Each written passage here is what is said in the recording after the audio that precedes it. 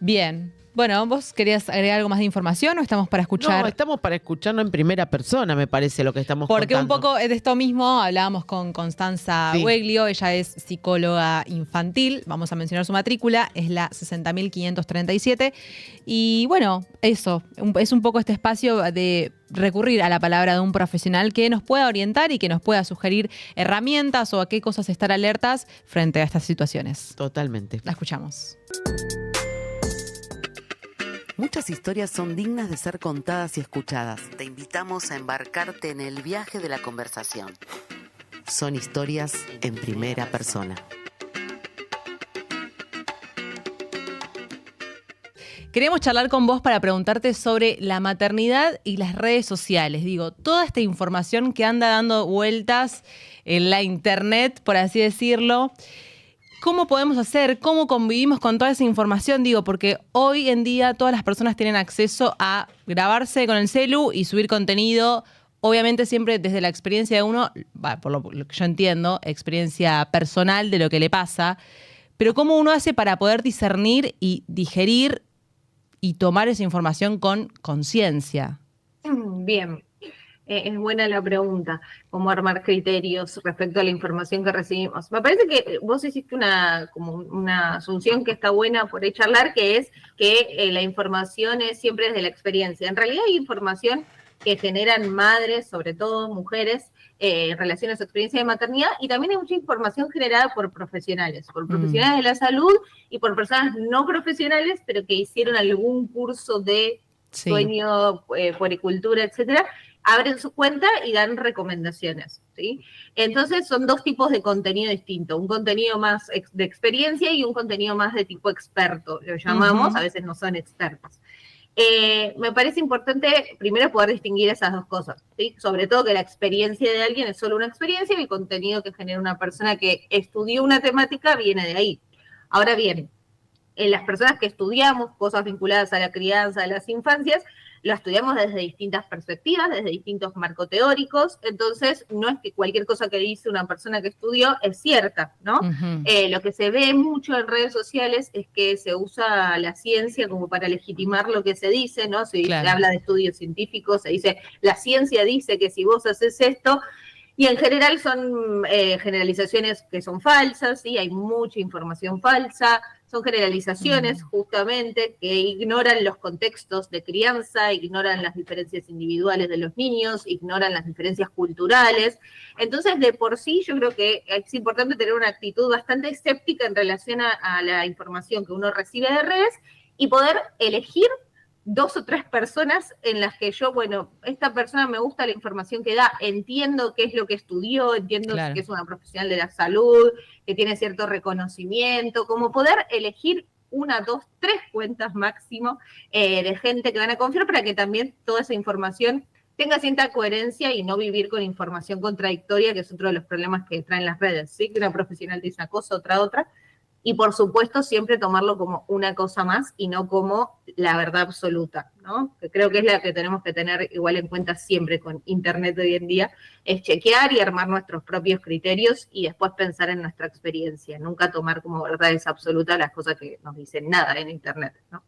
Me surge la pregunta de vos, acompañando como profesional a las familias, ¿cómo llegan? ¿Cómo llegan a las consultas? Digo, con angustia, ¿cómo lo sentís vos? Bien.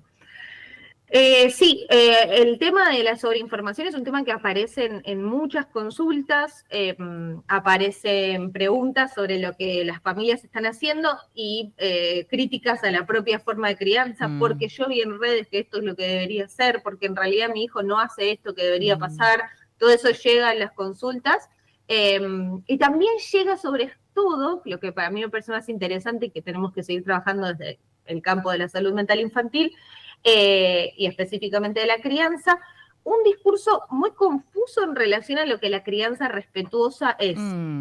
Yo trabajo en primera infancia y el tema de la crianza respetuosa está como muy prendido y las familias quieren criar respetuosamente a sus niños, pero llegan con un discurso como diciendo, a mí me parece re linda la crianza respetuosa, pero es imposible ejercer, ¿no? Y tampoco estoy tan de acuerdo porque hay que criar sin límites, es criar niños que todo... Y nada de todo eso es la crianza respetuosa, pero es algo de lo que han generado las redes sociales, ¿no? Entonces es interesante ver en el consultorio cómo, además, las redes generan discursos erróneos, que las representaciones que se arman son erróneas en relación a lo que se propone. Y acá ¿sí? voy a hacer un paréntesis. ¿Qué entendemos por crianza respetuosa? Por lo menos Bien. vos que nos podés decir, porque también surge la pregunta, bueno, entonces, ¿qué podemos decir? ¿Qué entendemos? Digo, Bien.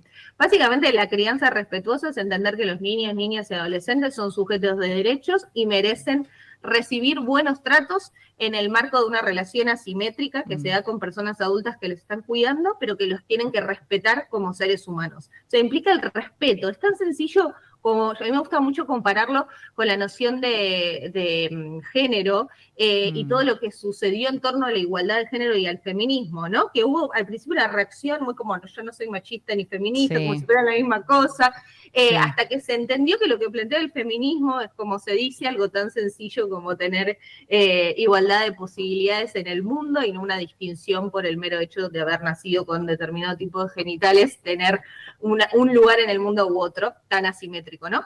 En el caso de la crianza respetuosa, es lo mismo en el sentido de que es tan sencillo como entender que a los niños hay que criarlos con respeto. Criar con respeto no significa romper, hacer que esa asimetría no existe entre el adulto y el niño, salirse del lugar de cuidado y ponernos como iguales que las infancias, porque no lo somos. Tenemos un rol que es cuidar, ese cuidar implica poner límites, cuidar significa poner límites, cuidar significa acompañar a su niño en el desarrollo de la autonomía, pero se confundió como el buen trato de la crianza respetuosa con ser condescendiente, ¿no? Y con tratar a los niños como, bueno, mi amor, pero con hacer todo lo que quieren los niños, con tratarlos de un modo en donde solamente porque la crianza respetuosa sí propone evitar la violencia, ¿no? bien. Pero nos cuesta mucho pensar qué hay en el medio entre gritar y ser condescendiente. Ese gris nos cuesta mucho en general a las personas pensarlo y por eso en redes no se entiende muchas veces. ¿Sí? ¿A qué nos referimos? También otra de las cosas que, bueno, escuché en varias entrevistas como el concepto de la red de contención, o la tribu de mujeres, también escuché mucho. No sé si está asociado, si es lo mismo, si nos puedes explicar un poco, porque esto lo pienso también como a colación de, bueno, ¿qué podemos hacer con tanta información, esto que venimos hablando, para poder, bueno, buscar otra alternativa, salir de eso y hablar como con personas reales, con gente que tenga información, que por ahí, hablamos cara a cara, o de, no sé, buscar la forma, pero hablar con un otro, no con solamente las redes sociales me quedo y, bueno, ahí es donde se genera todo lo malo, por así decirlo. Buenísimo. Buenísimo el tema que traes, porque el contenido que está orientado a la crianza es un contenido que una de las características que tiene, unas características que son para mí las claves. Una es que es un contenidio muy individual. Se centra mucho en lo que vos podés hacer para que tu hijo sea sano y feliz. Los Porque tips. estas son las cosas, los tips, los famosos tips. Si vos haces estas 3 cosas, tu hijo va a tener una piel segura. Si vos haces, todo es así. Si vos mirás un recorte, todo en esa lógica, ¿sí? Hace esto, éxito. No haces esto, fracaso. El fracaso, Genera claro, la un nivel de frustración alarma. total. Sí. Si no haces esto, tu hijo va a ser un psicópata no, son 2 cosas muy alarmistas. Porque el efecto que buscan es que vos entres y digas qué hago y sigas esa cuenta, no eso es lo que busca. Y quieras más de esa información. Y la otra y al ser esto, ¿no? Individual, centrarse en lo individual, ignora la parte más importante que la crianza es en red, que no hay forma de criar en soledad. Pero te deja muy solo si vos pensás que tenés las recetas para criar, ¿no? Si vos empezás a armarte como, no, yo leí que hay que hacer esto y vi que tengo que hacer esto, después es difícil hablar con un otro si vos tenés como tantas certezas de cómo hay que hacerlo y ninguna duda y ninguna posibilidad de compartir como lo que haces distinto, ¿sí? Sobre todo si eso distinto va a ser juzgado. Entonces, por suerte, sigue habiendo muchos espacios en donde hay muchas madres que se juntan a charlar, a pensar, a hablar de la crianza, a contar sus miedos, a decir lo que no les resulta, lo que las confunde, lo que no soportan de sus hijos, ¿no? Hablar de realmente lo más rico de la crianza, que es la experiencia, y eso sostiene mucho. Eso es lo que realmente hace no sentirte sola. Las redes, en general, te hacen sentir, hay cuentas que sí, no quiero Ujú. generalizar yo, hay cuentas que Sí. promueven la tribu, hay cuentas que promueven que las madres cuenten sus experiencias, pero en general este contenido en formato tip y todo te hacen sentir bastante sola en el mundo y mala madre y con una culpa brutal, ¿no? Que por otro lado te hace disfrutar menos de la maternidad en sí mismo también. Y ahí lo que me surge también como pregunta es, ¿qué alertas o frente a qué cuestiones tenemos que estar como decir, bueno, acá tengo que parar, ya estoy consumiendo por demás el contenido, no estoy teniendo como nada, estas red flags de, bueno, es momento de parar y buscar esta contención por otros lugares? Para mí la red flag principal es cómo me estoy sintiendo con ese contenido que estoy viendo. Si un contenido me hace sentir mal, si un contenido me hace cuestionarme mi maternidad, entonces no es por ahí, ¿sí? Porque ahí no hay un diálogo con ese contenido, ahí yo estoy solamente leyendo algo y sintiéndome mal, no está pasando nada más, no hay ningún movimiento. Entonces yo creo que frente al malestar, que a veces nos genera más ganas de buscar, como me siento mal, voy a ver cómo lo tengo que hacer mejor, dejar el teléfono y hablar con una abuela, con una madre, con una amiga, con quien sea, e incluso poder ponerle un nombre a eso, ¿no? Decir, no, estuve mucho en redes y me empecé a sentir pésima madre, así que voy a conectar con mi hijo, con mi hija, ¿no? Y voy a ver la madre que soy con lo que pasa con mi hijo y no contrastándome con un discurso de redes. Y ahí profesionales, no sé si con nombre y apellido, porque para no comprometerte, pero digo, por ahí profesionales de profesiones que nos quieras recomendar ahí, no sé, puericultora, no sé, algo para tener un listadito ahí de gente, decir, bueno, voy a indagar sobre esta profesión que no conozco. Hay muchas cuentas de pediatras interesantes, lindas, hay cuentas de psicólogos infantiles, puedo recomendar 2 cuentas que a mí me gustan mucho, Red de Crianza, una red de profesionales que trabaja desde una perspectiva de derechos con crianza respetuosa, que saben mucho sobre el tema, que lo transmiten muy bien.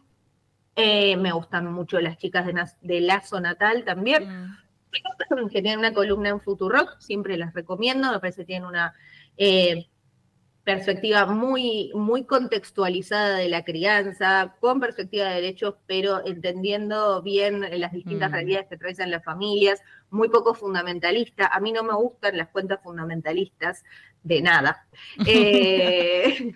porque el fundamentalismo en la crianza es complicado, ¿sí? Lo único que estoy de acuerdo, los niños merecen recibir buenos tratos y eso sí, tenemos que trabajar por lograrlo, pero después fundamentalismos del colecho, fundamentalismos de la teta a toda costa, todo eso en general es acotado en las lecturas, ¿no? Porque no hay una receta en nada en la crianza, no hay nada lineal en la crianza, ¿sí? No es que vos das la teta y tu hijo va a ser feliz, no es que vos haces colecho 5 años y tu hijo va a ser mejor persona. Las decisiones son familiares. Entonces, todas estas cuentas tan intensas en Claro. no hagas esto, a mí me parece que generan mucho daño a las familias, ¿sí? Y que están, digamos, mal pensadas. Así que Lazo Natal y Red de Crianza, 2 cuentas argentinas, ¿sí? Después hay un montón de afuera también, que son muy recomendables.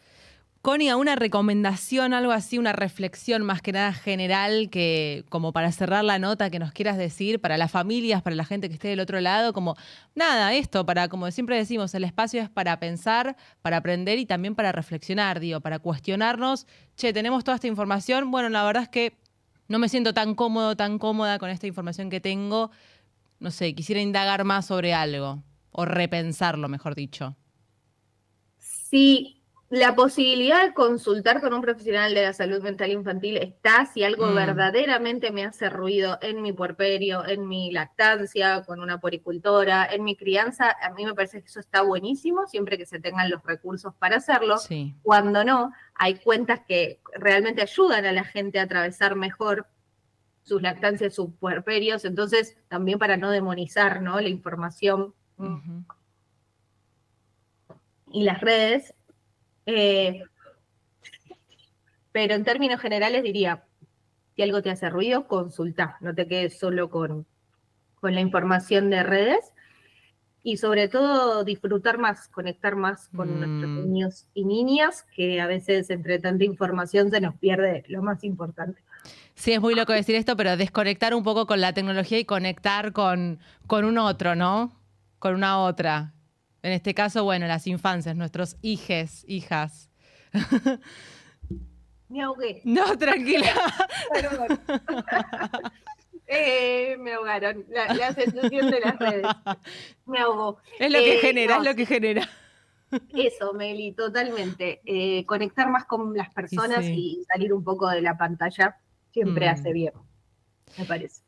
Ya que estamos, si podés hablar, pasar tus redes o algún chivo, algo que quieras, algún seminario, alguna charla que estés por dar, que quieras compartir para difundir. Sí. Ay, no puedo hablar. Tranqui. Decí que lo podemos editar esta parte. Dios, perdón. No pasa nada. Menos mal. Bueno, es así, hablamos de redes y es así. Dios, qué bueno que no se envió. Hay margen de error. En esta sí. Ay, Dios. Voy, ya estoy. ¿Querés hacerme la pregunta de vuelta o respondo nomás? No, responde, lo cortamos. Bueno, mi Instagram es @coniweglio. Siempre aclaro, yo no genero contenido, sí comparto información de otras personas que considero valiosas y comparto los cursos y charlas en los que participo. Ahora con Chirimbote estamos haciendo un curso, unos talleres sobre crianza y digitalidad, así que ahí están invitados y con precios muy, muy accesibles, así que quien quiera sumarse, eso está en curso, y también doy en general en septiembre un curso de buenos tratos a la primera infancia, para cuidadoras.